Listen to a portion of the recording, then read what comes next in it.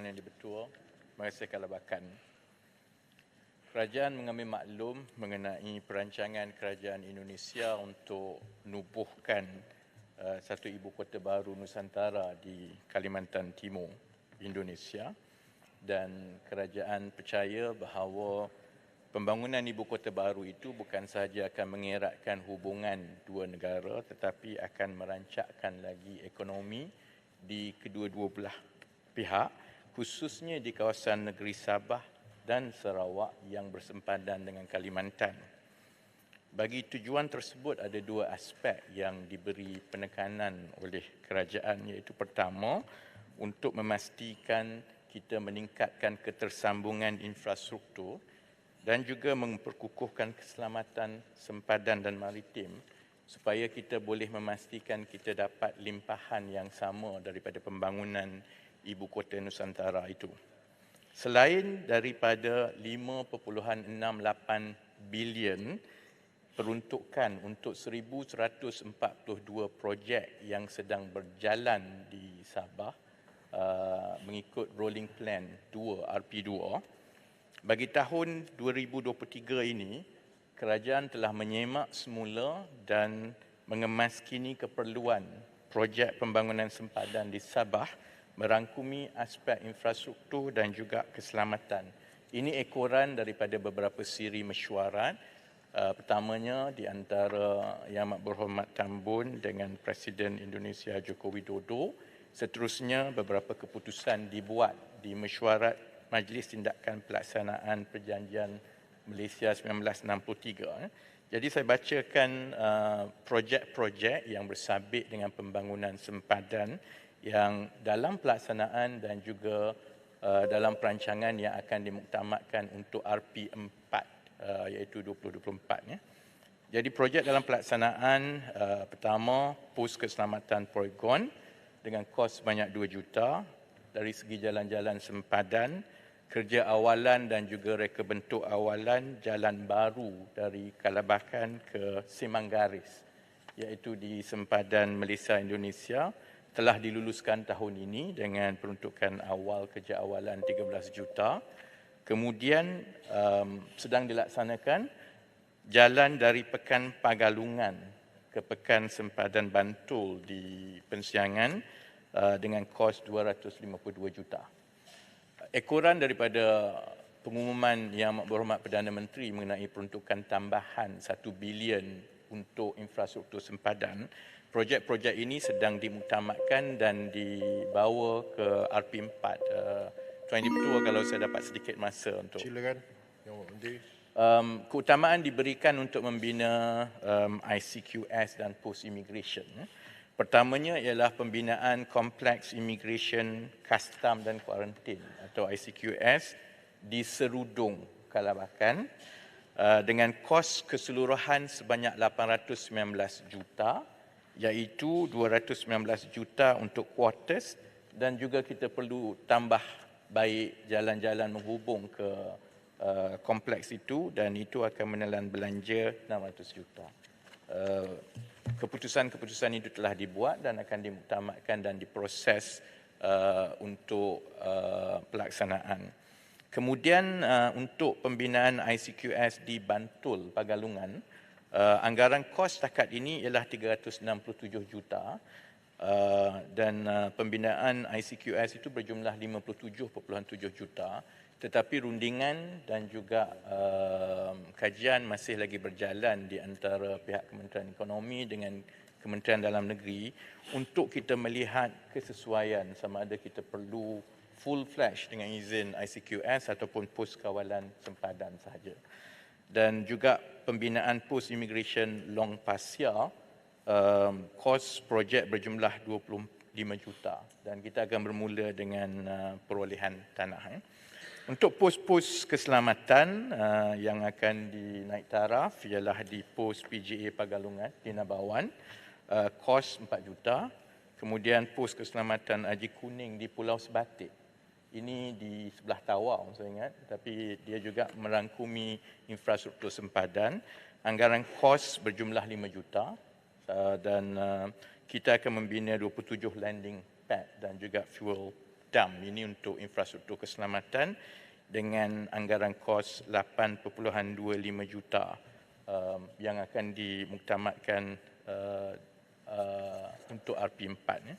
Jadi insya-Allah dengan perancangan projek begini dan juga tambahan yang telah diumumkan, kita berharap penyediaan infrastruktur ini akan membolehkan limpahan daripada pertumbuhan ekonomi itu dan ketersambungan itu akan memberi manfaat kepada penduduk di sepanjang sempadan Sabah apabila Ibu Kota Nusantara mula beroperasi kelak. Terima kasih.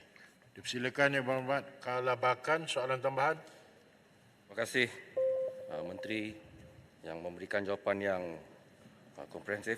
Soalan tambahan daripada saya, apakah bentuk cabaran yang bakal dihadapi oleh pihak kementerian di dalam merealisasikan perancangan strategik yang telah dirangka, dan adakah pihak kementerian telah mempersiapkan pelan tindakan awal bagi menangani cabaran ini, serta sejauh manakah komitmen kementerian untuk memastikan hasrat yang telah direncana, yang telah dirancang itu dapat dilaksanakan. Terima kasih Kalabakan. Dia bermula dengan komitmen daripada Kerajaan Persekutuan untuk memberikan peruntukan yang sewajarnya kerana jurang di antara kedudukan infrastruktur di kawasan-kawasan sempadan seperti Kalabakan, Tawau, Pensiangan dan dia sampai ke Sepitang sebenarnya, jurang itu terlalu besar. Jadi komitmen ini bermula supaya kita boleh membina infrastruktur. Cabaran seterusnya ialah untuk memastikan bahawa infrastruktur yang ada ini disambut oleh kedua-dua belah pihak, iaitu orang ramai, perniagaan dan sebagainya. Tetapi harapan kita ialah dengan adanya infrastruktur ini akan mula menarik peniaga dan juga orang ramai supaya menggunakan ketersambungan itu. Cabaran yang satu lagi sebenarnya ialah untuk memastikan kesinambungan dari segi infrastruktur di antara di sebelah Kalimantan dengan sebelah kita. Jadi kita juga ingin memastikan supaya perancangan itu mempunyai nilai strategik dari sebelah kita juga, supaya tidak semata-mata kita menunggu kehadiran infrastruktur di sebelah Kalimantan kemudian kita terpaksa sambung. Kerana kalau itu berlaku, maksudnya dia akan banyak dipengaruhi oleh kepentingan strategik daripada sebelah Kalimantan. Tapi saya percaya dengan bermulanya infrastruktur besar begini, ia akan mula menarik minat dan juga pelaburan daripada sektor swasta juga untuk mengambil kira ketersambungan ke sebelah Kalimantan. Terima kasih. Yang Berhormat yang sebelah kiri, Yang Berhormat Sempurna. Terima kasih Datuk. Terima kasih Datuk Speaker dan terima kasih Yang Berhormat Menteri. Sehubungan dengan apa yang telah dilontarkan oleh Yang Berhormat Menteri berhubung kait dengan hubungan kita dengan Kalimantan, Indonesia bersama dengan Malaysia, Sabah, Sarawak. Saya ingin bertanya, dalam sudut disebutkan perdagangan, pelaburan khususnya. Kerana saya pernah melawat masa saya jadi Ketua Menteri dan paling dekat Tawau tu, ke ibu kota Indonesia kelak nanti dari Kalimantan, Estonia. Dalam hubungan ini, pelaburan, adakah kerajaan mempunyai rancangan tak menunggu lagi prasarana yang ada? Dah ada prasarana, Labuan. Labuan itu mempunyai financial hub yang sedia ada. Dan saya yakin pelabur-pelabur yang akan datang ini akan bukan hanya melabur di Kalimantan, mereka akan menggunakan kemudahan financial facilities yang ada berhampiran. Bayangkan sepanjang berpuluh tahun Indonesia, Jakarta dengan Singapura, berbilion duit dilaburkan di Singapura untuk membolehkan supaya penyimpanan. Pelabur tidak begitu mungkin lengkap, bank-bank yang ada di Indonesia, tapi di sini saya yakin tidak ada seumpama itu di Kota Kinabalu, tidak ada seumpama itu di Kuching, tapi di Labuan dah ada financial hub. Adakah pihak kerajaan mempunyai rancangan untuk memantapkan, memperluaskan, meningkatkan kemudahan supaya financial hub ini juga akan menjadi satu landasan untuk kita dapat meraih pelabur-pelabur datang dari luar untuk melabur di negara Malaysia? Terima kasih Sempurna.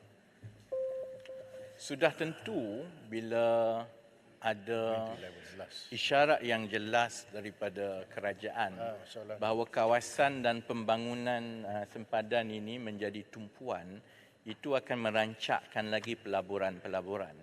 Saya melihatnya sebagai satu peluang kepada Labuan sebagai pusat kewangan pesisir pantai untuk kita menarik lebih banyak penyertaan supaya pelaburan-pelaburan itu akan menggunakan Labuan untuk menstrukturkan pembiayaan dan sebagainya. Tetapi ini memerlukan sambutan juga daripada pihak swasta, dan yang saya ingat walaupun ini di bawah bidang kuasa Kementerian Kewangan yang berhormat sempurna mengenai kedudukan dan juga dasar-dasar yang melibatkan Labuan sebagai pusat kewangan pesisir pantai, tetapi saya setuju dengan sempurna bahawa itu sebenarnya memberi ruang yang besar untuk Labuan mengambil kesempatan pelaburan-pelaburan dan minat yang baru hasil daripada pembangunan kawasan sempadan ini, dan insya-Allah akan dipanjangkan supaya ada tumpuan yang khusus untuk meningkatkan kembali daya saing Labuan sebagai pusat kewangan pesisir luar pantai. Terima kasih. Terima kasih.